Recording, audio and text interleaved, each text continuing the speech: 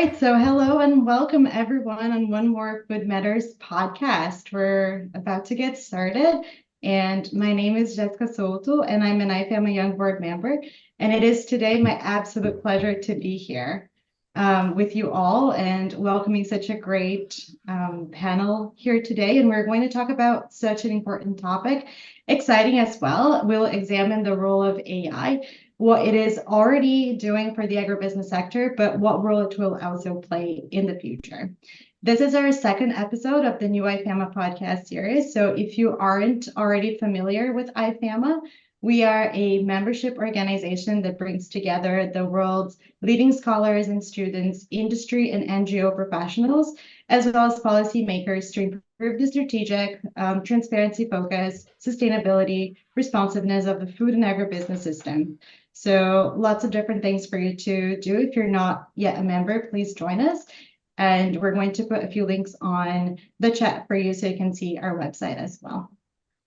If you are interested in exploring some of the most important and impactful topics, make sure to also stay tuned and follow us on our social media channels so that you're not missing any of the episodes of this series. So yeah, let us know about your insights as well. If you're on LinkedIn, let's keep the conversation going. So use the hashtag Food Matters so we can just know more about what you are thinking of this podcast. So no further ado, let's just talk a little bit about the people we have on board here today. So joining us, we have Aidan Connolly, Sylvain Charlebois, and Yoav Levsky. Let's see, Aidan, the president of AgriTech Capital, a food feed farm futurologist with 28 years of successful global business leadership experience in the food and agribusiness sector. Wow. Recently announced the president of IFAMA, and his newest book is The Future of Agriculture. Welcome, Aidan. Thank you. That's the book, but unfortunately that one is in Chinese. So well, there we go. I'll have to practice a little bit more before I can read that one. Alrighty. So we also have Sylvain with us, and he is the Senior Director of the Agri-Food Analytics Lab and Professor in Food Distribution and Policy at Dalhousie University, and he's researching food distribution, security, and safety. He has written 4 books, over 500 peer-reviewed and scientific articles, and is a frequent commentator on food on Canadian TV and international media. Welcome, Sylvain. Thank you, Jessica. I also have a book, but it's in French, so we're out of luck today. Okay, we're going to be a multilingual. All right. We also have here joining us Yoav, is the founder and chairman of VYLA, a global technology platform providing data, information, knowledge, and insights in a way that connects stakeholders. A proud owner of a dairy farm in Israel and having seen and supported farms in over 50 countries. As a director of the Dairy Tech Unicorn, he is the guy to know in the dairy industry. Oh my, welcome to our podcast. Thank you very much, Jessica. I don't have any book yet, but I might hire Aidan or Sylvain to write one for me. There we go. I'm pretty sure we can talk about how AI can assist you in that as well. Yeah. Excellent. So thank you so much for joining us today. And we have here some eager participants as well.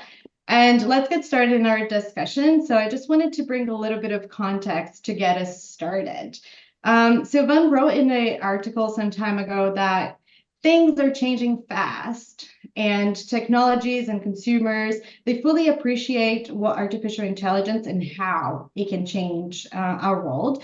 But I still see a lot of questions, unknowns, sparking up conversations everywhere, and people still feeling a little scary but excited at the same time. So Aidan, I'd like to start with you. What do you think are some emerging trends and innovations that you see in AI and you're excited about in the next 5 to 10 years? Can you tell us how you see them evolving as well? Yeah, I think AI is the subject of the day. I just came from a conference here in London. Microsoft was speaking at it, Ranveer, He represents the agricultural thinking of Microsoft, and the potential of ChatGPT is obviously very, very exciting. ChatGPT is not in my book. My book was published over 18 months ago, so it just shows you how quickly this subject is moving, that it was not included because it was not something we talked about. Why is AI exciting? For me, drones are exciting, robots are exciting, IoT sensors are exciting, cameras are exciting, but these are all just sensor devices that collect information, and that information has to be analyzed and has to lead to insights. AI allows us to get those insights. Traditionally, we relied upon humans, the human brain, cognitive function, to make decisions over data, to interpret that information, and using that data then to tell the farmer how to manage animals, how to feed animals, or in the food system, how to avoid food loss, etc. AI can be part of making that happen. So I'm reluctant always to go beyond 10 years. I heard you say 5 to 10 years, so we'll go with 5. I think in the next 5, AI will allow positions in agriculture, veterinarians, nutritionists, agronomists, and people involved in the food chain to make better, smarter decisions, not to replace their work, but to make them smarter what they do. And that's the power and that's the promise of AI, to take all of this information we're getting from digital, we're getting from other ways about how animals and how we're growing crops and food, and to make better decisions with those with that information.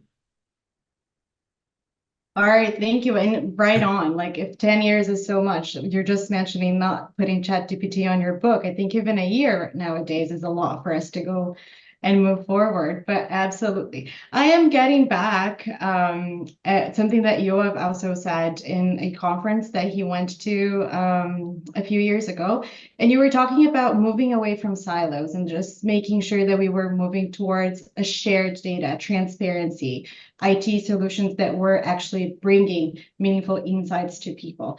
So thinking about that and just connecting to what Aidan just spoke, how can we think about small-scale farmers? How can they be included in the benefits that that AI is bringing to agribusiness? What if they may lack like resources or technological infrastructure, something like that? What can we put into that realm, Yoav? So first of all, I think we need to be also very wary of how do there is a misperception about, small farm holders and their technological savviness. Or the advantage. And I'll take just one country as a great example, India, where the technological gap on the farm side has been really closed in a much faster pace than we have seen in many other countries. So I think the biggest issue is the perception we have on small farmers versus the actual use that they're using in technology today. And that's a barrier for a lot of companies. A lot of companies are using the term addressable market when they look at the market, and they're trying to basically categorize and box markets and users and farmers with boxes that are maybe used to be right a few years ago. But today, with really high technological development, we see farmers in India using mobile platforms to do a lot of the trades, the payments they're getting, and a lot of the data collection on farms, and specifically on the dairy. India is the biggest dairy country in the world. I think we actually have a huge opportunity here because the farmers have closed a huge technological gap. It's just that the industry is somehow looking at them in eyes that are not really there, and failing to offer technological solutions to those farmers who, again, were categorizing them as non-technological savvy. What a great insight. And we can think about that in many, many different ways, and how we put people in boxes or just businesses all together. But the other corner of this, then I'm thinking sometimes we don't put enough boxes, or maybe so. So Sylvain, if I could ask you, in terms of food processing, all of your knowledge in this research that you do, is there anything else that we should be looking forward to putting in place? Like, are there any specific regulations or standards that we should be establishing in the use of AI? It's a good question. I mean, I think that Yoav raised a very good point in terms of how people perceive the role of AI and some stakeholders within the industry. I actually do believe that farmers are ahead of the game compared to what we see with the rest of the food industry overall. It's funny with AI. AI adoption has been quite strong in at Farmgate, and now, because to Aidan's point, ChatGPT is democratizing AI in the eyes of consumers. So that pull effect is changing the game in food service, retail, processing, up to the farmer. So what I'm seeing right now is the market is creating that pull effect through the ChatGPTs of the world to actually bring everyone on board. Wendy's call last week was really interesting, I thought. So Wendy's, the American chain, announced that it was actually going to adopt dynamic pricing starting next year in some of their restaurants. And many consumers just were shocked because they deemed that Wendy's was going to surge price products, which points to a complete misunderstanding of the use of AI. So you can see that there is this democratization process with consumers, but we don't understand the potential and what we can do with AI. AI is more than just using technology. It's about a socioeconomic contract between industry and the market. So in between, of course, there are governments trying to figure out what the role should be for them. And frankly, right now, I have no idea. Of course, a lot of people are concerned about the potential of AI. But to me, right now, we're still in the very early stage of allowing the food industry to adopt, try, and see where things go.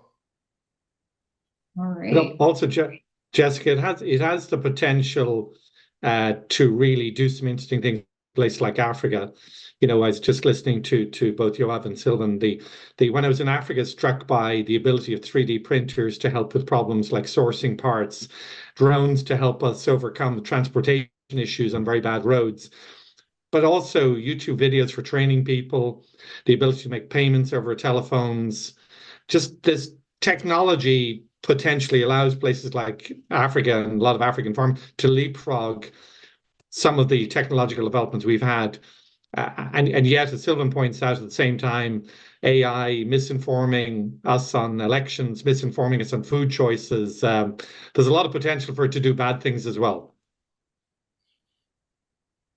For sure. And I was very curious to get into that. Like maybe if we were thinking about like dark possibilities of using AI in the future, but maybe for a different podcast, we can just talk about where the sci-fi can go into bringing AI into our lives. Well,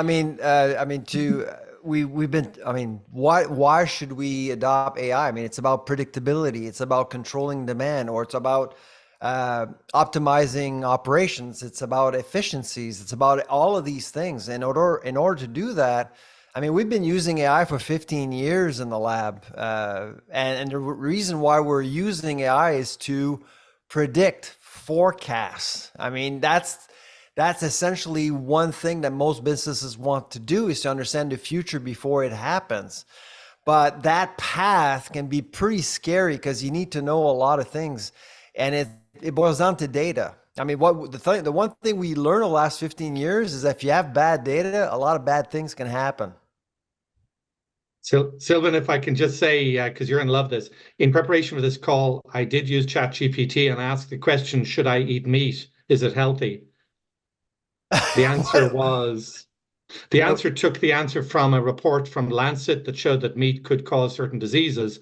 It did not include the letter of the experts that contradicted that report, which pointed out that even if certain diseases do increase in prevalence when you eat meat, overall your health is improved by consumption of meat. So back to your point about databases, the AI is only as good as the data it has access to. Yeah, quality of the data is absolutely critical. So if you're a business person, a policymaker, an academic, if you don't have access to good data, you're in trouble. Yeah. I hear that, and I'm thinking of something that Aidan mentioned, that AI is not artificial and it's not intelligent. So if you could just tell us a little bit more about what you meant there and how we can connect the dots here. Yeah, well, I of course, like all good ideas, I didn't come up with that one myself. That came from a podcast I was listening to from somebody who's a lot smarter than me. But having run an AI company, and I'm sure Yoav could comment on the same, I can tell you we lived or died by the numbers of annotations we made. We needed a human to go through and say, this cow is eating, this cow is sick, this cow is standing, this cow is drinking. And AI makes mistakes. So at this stage, most AI systems are backed by some form of human intervention to fix those mistakes.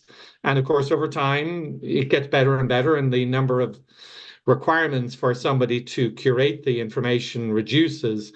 But yeah, the idea that AI is perfect and ready to function without human intervention, sadly, is not the case today. But that is the perception you would get by reading certain newspapers, certain magazines, and watching certain media. And the reality is all AI systems, not just in agriculture, still today need somebody to make sure that they're coming to the right conclusions. I love that. I heard the other day that somebody putting into words like AI or technology is not going to substitute a lot. It's going to change some of the efforts that we are doing, but we don't have to be afraid of it. It's like you're not washing the dishes anymore. You're putting it into the dishwasher, and you still need somebody to go and do that. And I love the way that you're putting it, that yes, we're going to decrease the amount of human interaction that we need in that sense, because the data, as Sylvain was saying, is just so important for us to know. But going back to all of these points and sort of moving forward to the animal world a little bit, how should we imagine that like food production using ChatGPT, as we were mentioning? Should we be excited or like feel threatened by the amount of data that we are having?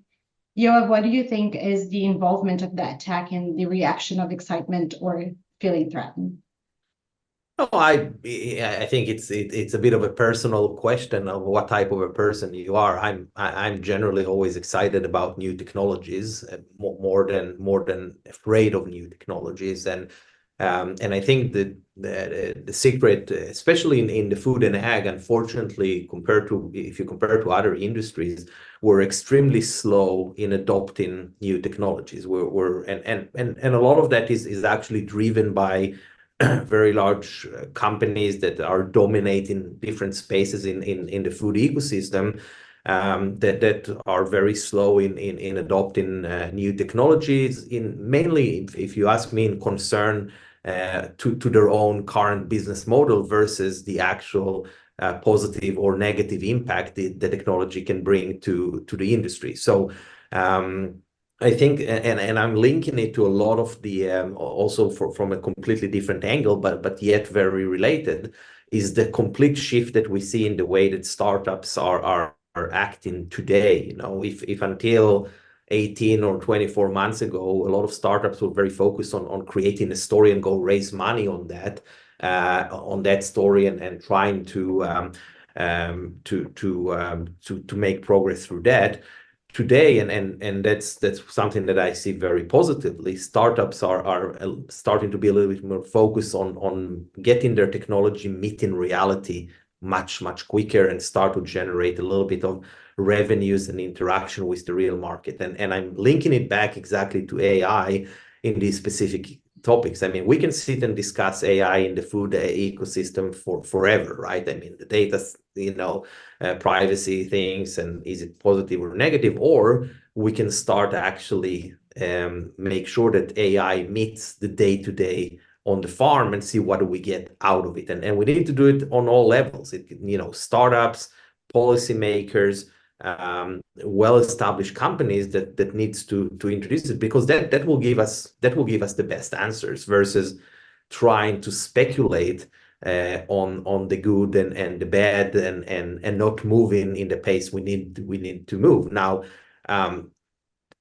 the biggest factor in my mind is that we don't have time as a food ecosystem. We just don't have time to sit and wait. We have huge challenges. in front of us in terms of how we feed this world on many aspects, not only the environmental one, not only hunger. There is many aspects, and we have to start bringing forward in a much more proactive way a lot of the assumptions we're making on new technologies facing realities. Let's put it out there, let's try it, let's get the feedback, change what we need to change, and move on. Maybe if I could just follow up with Sylvain on that, do you think the academia is also moving as fast as what Yoav is describing? I think there's some awkwardness to AI on campuses. I mean, when you visit, one of our partners at the lab is the Faculty of Computer Science. They're the ones really embracing the moment right now, and they're helping us. They've been helping us for many years now to work on forecasting. We just actually developed a neat tool called the Inflation Cookbook, allowing people, you can actually go on your phone in Canada and download the Inflation Cookbook. It will tell you what ingredients are the cheapest in your neighborhood this week, and it will generate 7 recipes using those cheap ingredients that particular week. So we're trying to figure out ways to empower consumers, but there is I would say that in other faculties like the law school that we have at Dal, there is some uneasiness around AI, because they all look at the dark side, as you pointed out, Jessica, earlier, the dark side of AI. And I'm more of an I look at opportunities. I'm more of a positive person. I'm quite excited by AI, to be honest. And I think we need to figure out how this will empower the food world. And we still have a long way to go before we start putting barriers or policy barriers around how we're going to use AI in the food space. Because as Yoav mentioned, I mean, we don't have a whole lot of time. We need to figure a lot of things out very quickly. We have a hunger situation. We have an obesity situation. There's lots going on right now around the world. So if we have a tool, if we have some technology that we can use right now to make the world a better place, why not use it right now? I think that one of the questions in the chat referred to, can AI help with food security in malnourished countries?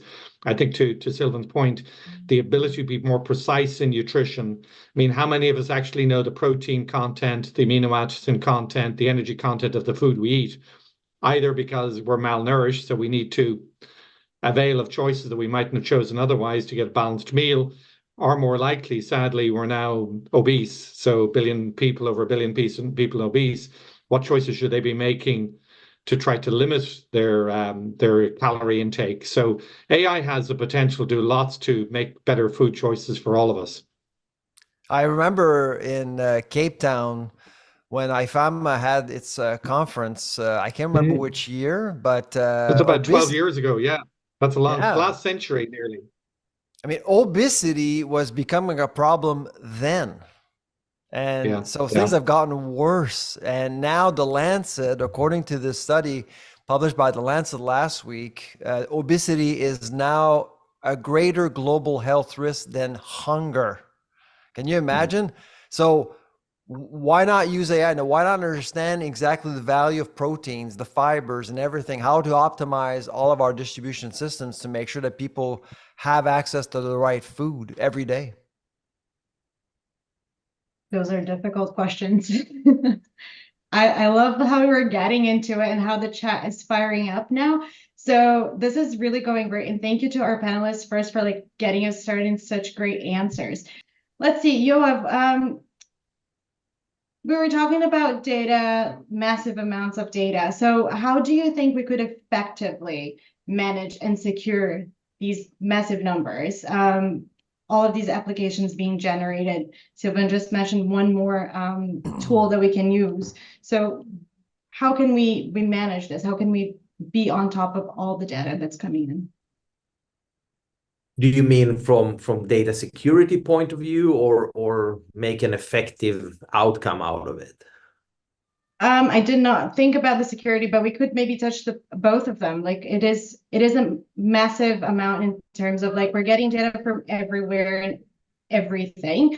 So how do we sift through it? What do we see as good? What do we see as like, yes, this is good quality data that we can use, or this is just some numbers that came in? And to your point, in the security system, how do we look into that?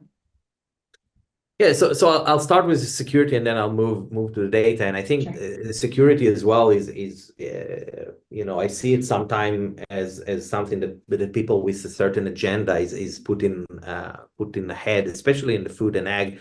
I always look at it as a farmer myself, and I say, food production is the most down-to-earth basic activities that has been around for many, many years. We're not flying to the moon, and we're not, building missiles or anything like that. It's a pretty straightforward. And since everyone eat food or consume food, everyone that lives on the globe, in my mind, it gives them the immediate right to be exposed to the data of how this has been produced. And that's kind of, from this point of view, in my mind, it kills a lot of the data privacy conversation. Now, there is the commercial relations behind it, like how do you secure data between farmers to processors to retailers to the consumers and to the policymakers. That's all valid point, but I think there is too much of a focus on data security that is actually hinder a lot of the or slowing down a lot of the data integration.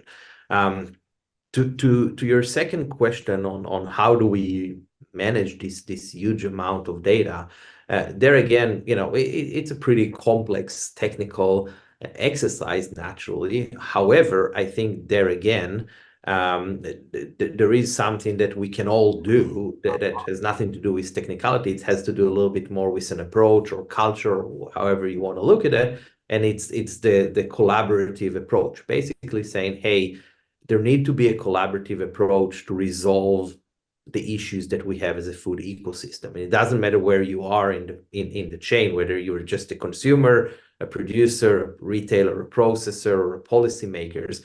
We all need to do it collectively together. So I think what I'm missing is a lot more collaboration around the data aggregation and processing on the food ecosystem, and that's, in my mind, it's a cultural barrier more than anything else, because I can't find, technologically there are great technological solutions for data sharing.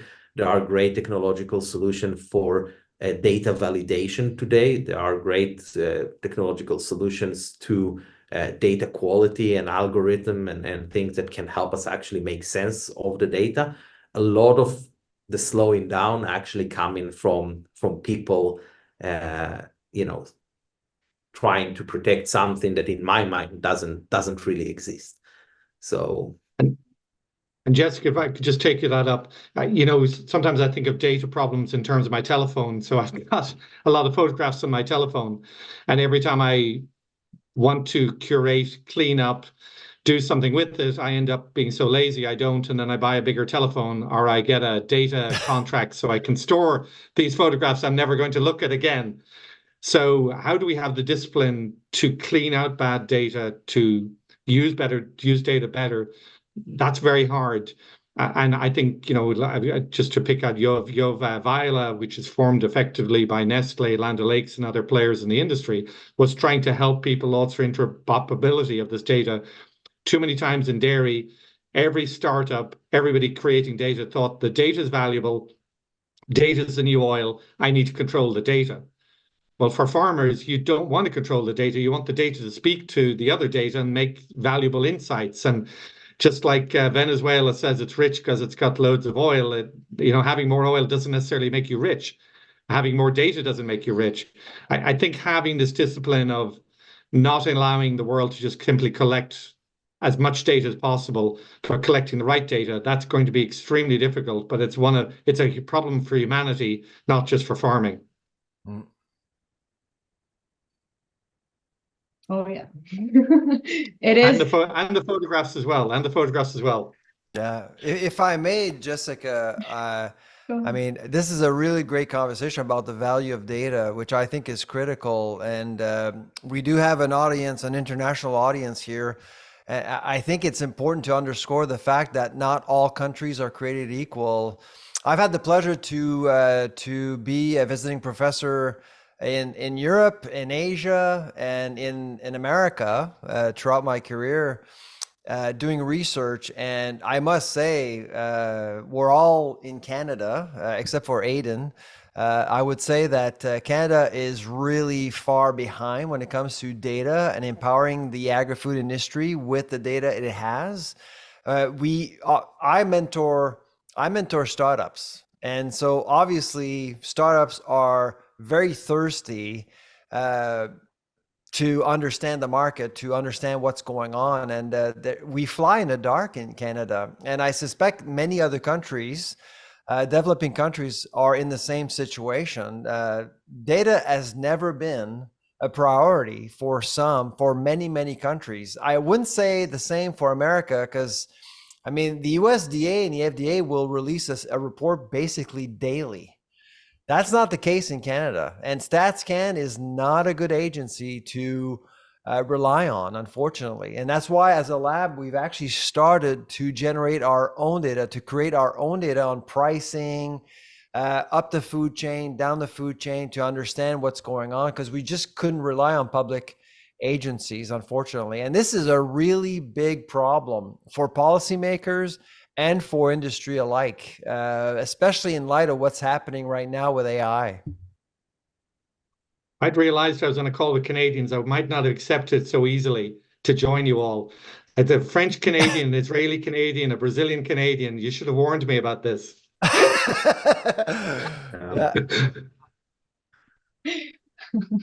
Maybe if I could piggyback on Sylvain, like you're just talking about like technologies in so many like this data, and I appreciate that you're bringing different points of view from different places in the world. And how could we think about creating a more resilient and responsive maybe supply chain when you talk about like Canada's maybe behind on using the data to predict? What could we think about like maybe other pandemics or climate related disruptions? What are things that we can learn from data that we might not be looking into? I can start and maybe balance back a little bit. I feel bad for Canada, so I highlight some good things that are happening. No, there's some great things in Canada. Don't get me wrong, but on data, we are not good players. Yeah, no, I'm joking, but I would like to use an example from Canada that I think talking about securing the supply chain a little bit. So Canada do have on the dairy side a very interesting quota system. That get criticized from the other side of the border in many other countries in terms of limiting competition and keeping the commodity price high on some of the things. But what it does very positively is that it's one of the easiest systems to predict and to plan ahead for the needs that there is, because specifically dairy is a pretty tough space to predict and to plan. It takes time to increase productivity. It takes time to reject. And if we look what happened on the other side of the border, where every cycles of years they would slaughter 1 million cows or whatever, like 10% of the cow population, just because milk price has decreased a lot, and then you get a shortage, you get increased milk prices that affect many other things. So I think again, what we can learn and make globally through the help of data and sharing is what systems that are already successfully deployed in certain countries can help us avoid a lot of the fluctuations, or at least reduce a lot of the fluctuations we see in commodity pricing and in securing the food supply, because as always, the first that get hit the hardest is countries that cannot afford to be hit hard, right? That cannot afford to react to those changes as much. And that's where we see a lot of the hunger issues coming down to, is that it's not that there is not enough food, it's just the timing and the place the food arrives to. And this is something that really frustrated me on a personal level, because we have countries that have been able on a national level, at least on a certain commodity, to address it very, very successfully. But we're not switching this information and trying to deploy it and kind of find those spots where oh, this really works. How can we now make it more international? How can we now take it to other commodities? I think, I mean, I mean, this webinar is making me think about data sharing around the world. And, you know, we've had our share of frustration looking at OCDE, FAO, I mean, all of the international agencies you would think of that would provide some good data. I actually think that these agencies were very good at providing data 5 years ago. Now, in the market we're in, with expectations driven by AI, we need more real-time data, and real-time data does not exist globally. And this is something, if we can actually make a call during this webinar about something, it certainly should be about the sharing of global data in real time in the agri-food sector to empower entrepreneurs over the world, to help different countries in different ways. It would help, because I'm a big believer in benchmarking. So Yoav has mentioned that the dairy sector in Canada is very strong due to its predictability. The model is very predictable, which is actually true. But it'd be nice if we can compare Canada's model with other countries very easily.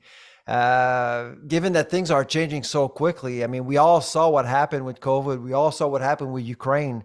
Things can really change. Climate change is another factor. Things can change very quickly. And so I think the appetite, no pun, but the appetite to get more real-time data has grown immensely, especially for academics like me, for example, to better understand what's going on and to better predict what is going to happen over the next 6 months to 1 year. And I've been amazed when I look at human studies, Sylvain, at how many people you need to do a proper longitudinal nutritional study, because the human metabolism is so slow. Like chickens, we can do it easily because they're not alive that long and they grow very quickly. In humans, the consequences of deciding to smoke or eat a bad food take a long time to see. But once we start talking about data points with millions of people in real time and seeing, I mean, that's the power of where we can say, well, actually, when you eat more protein or eat less, when you eat more of this and not of that, here are the consequences as based on data sets with millions of people. That's got to be the real power of understanding better what nutritional choices we're making. Yoav, I'll let you finish your thought and then move on to some questions we have in the chat.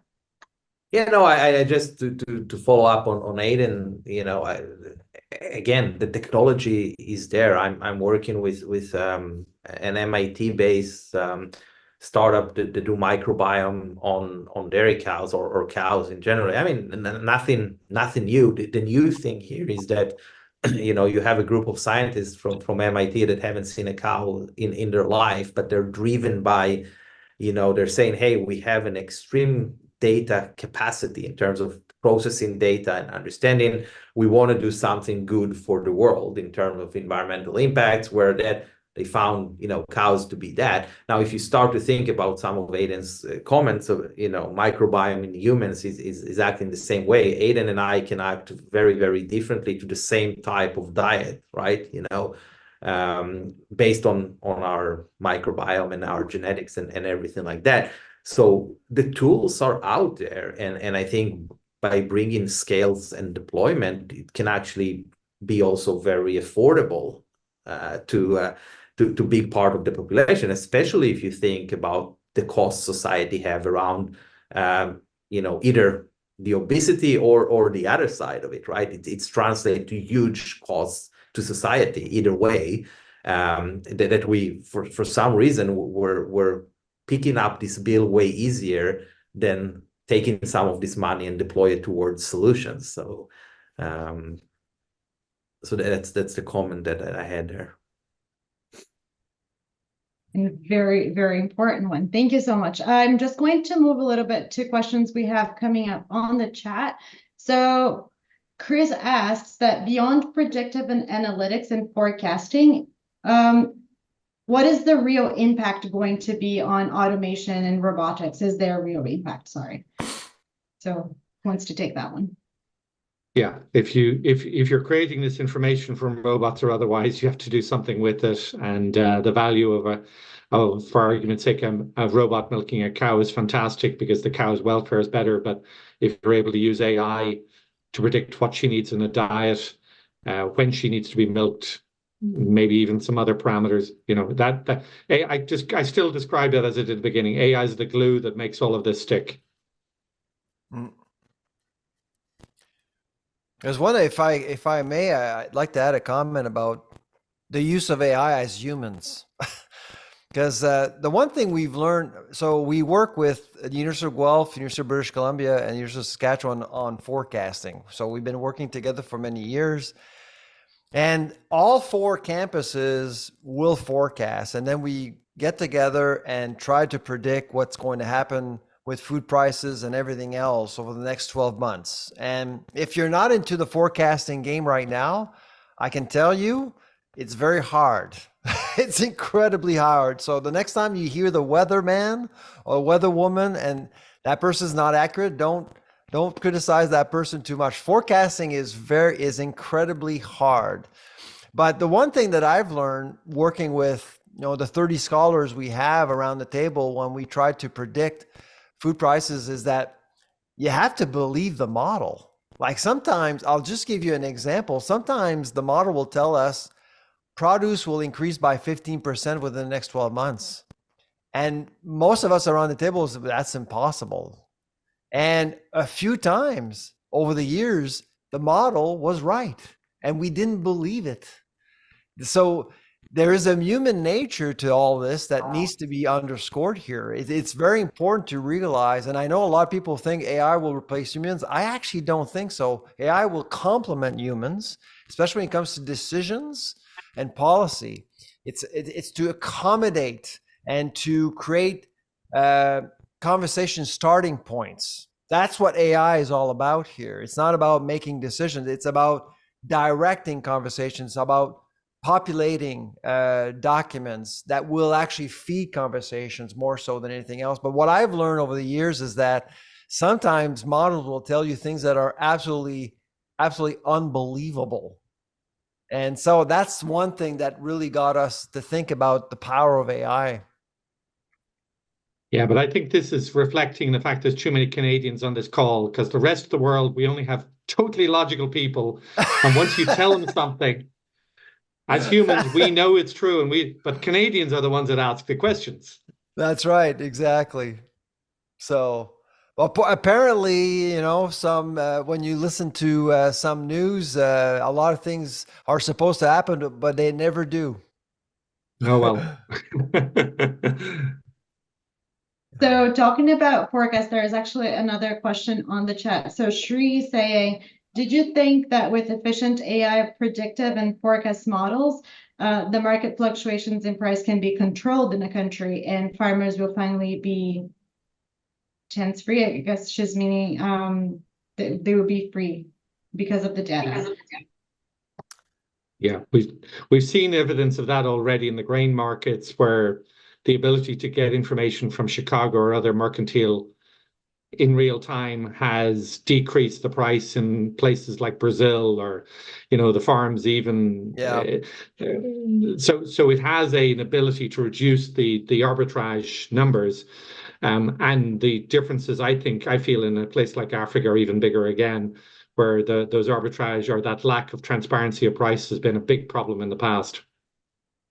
And that's the dark side that we've been talking about, right? And so on the one side, you do think that real-time information is informing the market, and you want to believe that the market, because information will influence behavior, and it will influence market for sure. Every day you see that with the grain market and livestock, but you're just one AI created report away from seeing a disaster. Like the price of cocoa right now is ridiculous. What's behind the price of cocoa right now? I mean, it's hard to understand such a spike in just a few weeks? Is there something going on that we don't know? It's highly unusual.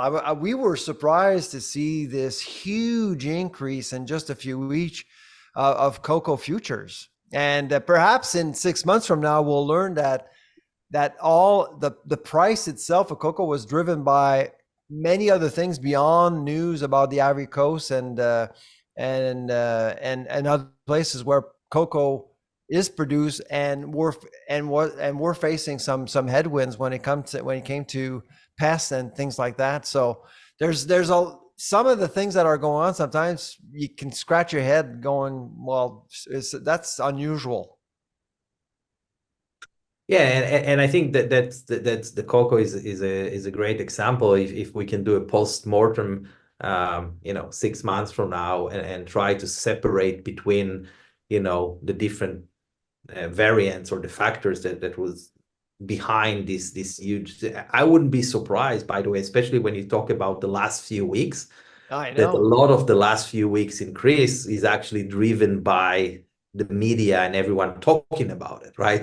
So one start to sneeze and everyone feel like they have a flu, right? So I think a lot in the world today, because news travel way faster than it ever used to be, then we start to see it. So I wouldn't be surprised if you look at, on the base, which we all know, the cocoa global industry have some serious challenges, some of them, and even there you can split, a lot of people talking about the climate.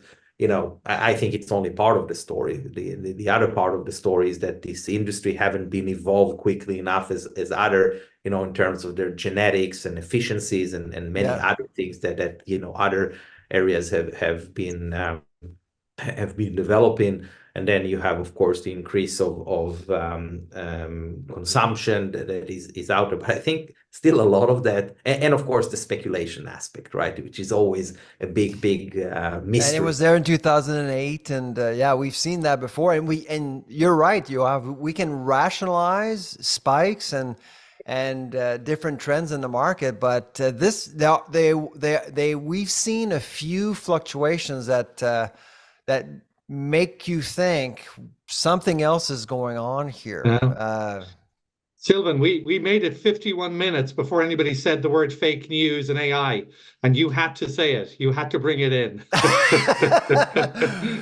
Remember that every year the chicken industry is delighted when somebody sends a report out saying it looks like they were going to run out of for the Super Bowl, that we're not going to have enough chicken wings.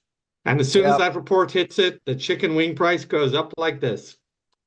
Yeah. So, I mean, your question, I think the question that is being asked is, can AI deal with these kinds of violent fluctuations in the future? I would hope so, but I'm not sure. I think AI will be, and it's going back to the point you made earlier, Sylvain, is that maybe what AI could do is to take out a little bit of the emotions that we as humans are bringing to any conversation, no matter if we are, data professors or artists. It's always, as human beings, we always bring a lot of emotions to anything we're doing, whether we know it or not. But that's how we are designed. So I'm hoping that AI can not replace, because emotions are important as we learn, but also kind of show the other side of the emotion. That those are the facts. So I'm actually curious to know about the emotions here for our panelists right now, like putting you a little on the spot, but does how AI change the future keep you up at night? Do you think of like positives, bad? Like, what's your feeling? How do you relate to AI? I'll start. I mean, I'm not losing sleep at night, to be honest, but I'm concerned. I mean, I think there is. Yoav mentioned it at the very beginning. Is that we are looking at a very traditional culturally driven sector. The agri-food sector has always been quite traditional.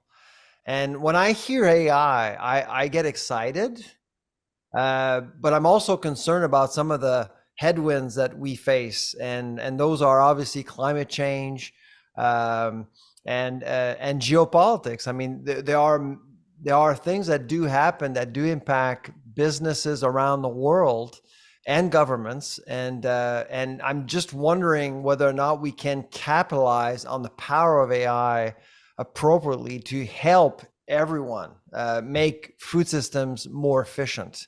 I just don't know if we can do it, and but we need to talk about it, absolutely. And I think it will actually increase chances that we actually attain that goal.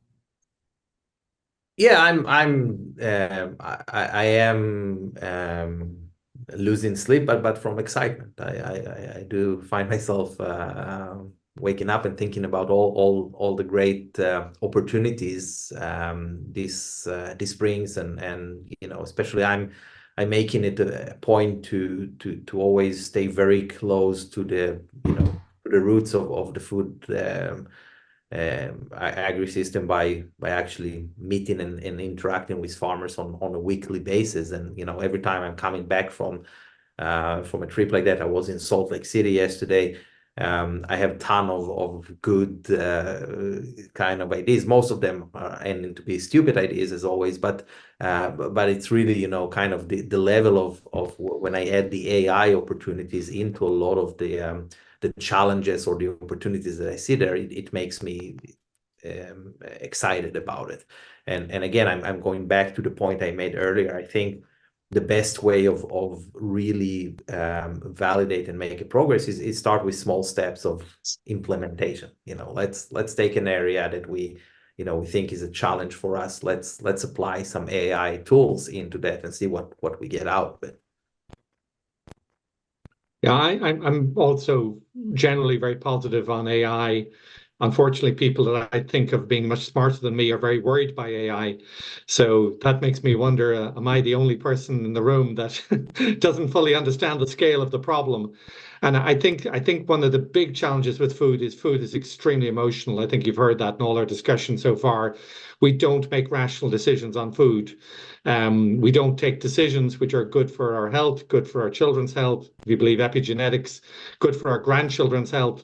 We make choices that make us happy, or that make us happy not just in taste, but even in what we perceive to be good. So that's going to be the challenge. But AI could help us to have a smarter food system, less food waste, better animal welfare, smarter decisions for the climate. It has the potential to do lots of things for agriculture to even a greater degree than for any other business out there.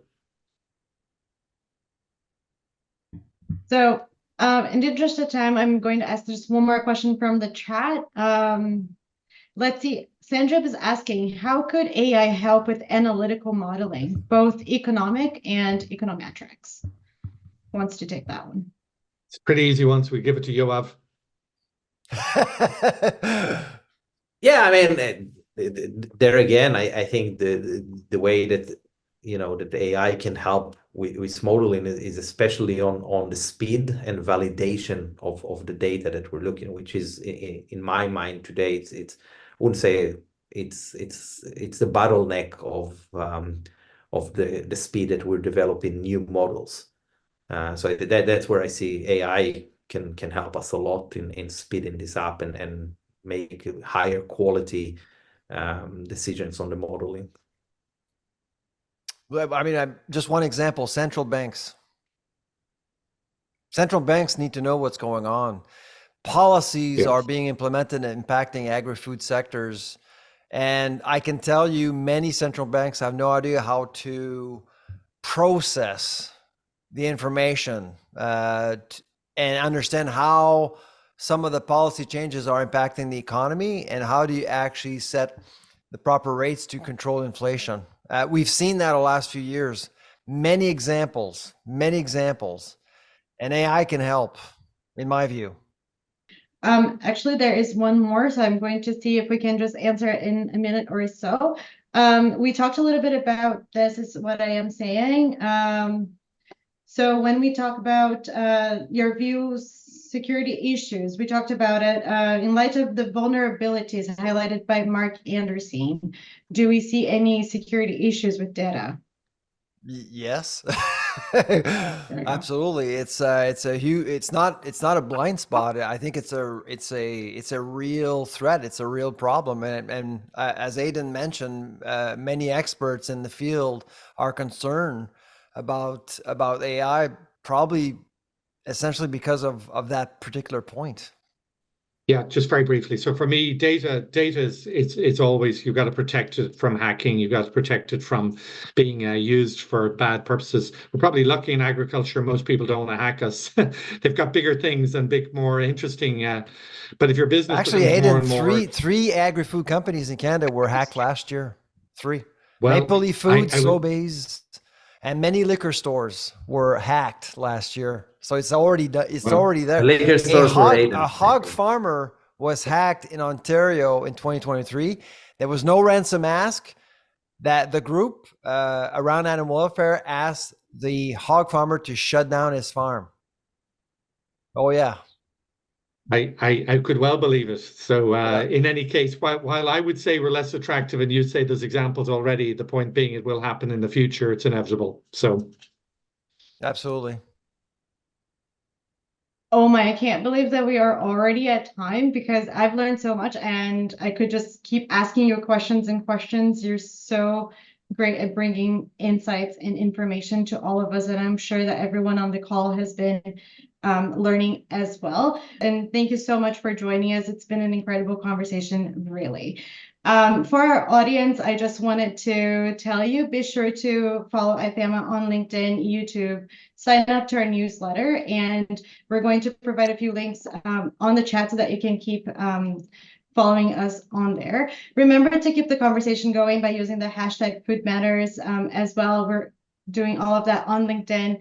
And a reminder for you to look out for our next podcast session. So there's another one coming up on April 25, and it's empowering farmers with better access to information and innovation. So sign up to it. More information on our website. And also don't forget about the upcoming IFAMA World Conference that will be hosted in Almeria, Spain from June 17th to the 20th. The theme this year is Achieving Food Security Through Innovation and Sustainability. Go to ifama.org for more information on how to join, and we look forward to seeing you again. Once more, thank you so much for our Agri-Experts panelists. It's been a pleasure, and I hope to see you soon again in other conversations. Thank you very much. thank you. Have a good Thanks, day. Jessica. Bye-bye.